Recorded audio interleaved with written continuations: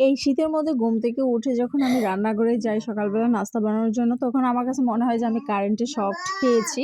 তো যাই হোক, নাস্তা বানানোর পরপরই শুরু হয়ে যায় রান্নাবান্নার কাজ আরকি।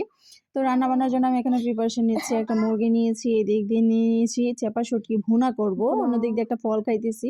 মুরগিটা আমি কেটে নিয়েছি, আর আবার ভুনা খিচুড়ি করব, সেটাও প্রিপারেশন করে নিয়েছি। তো আমি এদিক দিয়ে শর্টকাটের মাধ্যমে আপনাদের সাথে সবকিছু শেয়ার করে নিয়েছি। আমার ভর্তাটা অলমোস্ট কাছাকাছি হয়ে গেছে। অল্প তেলে করতেছি। এটা ভুনা। পাটায় বেটে যেটা করা হয় সেটাও খেতে ভালো লাগে, ভুনাটাও ভালো লাগে। নরমালি আমার কাছে আমি ব্লেন্ডার করি নাই আরকি। সেটা আস্ত শুকনা মরিচ দিয়ে করি।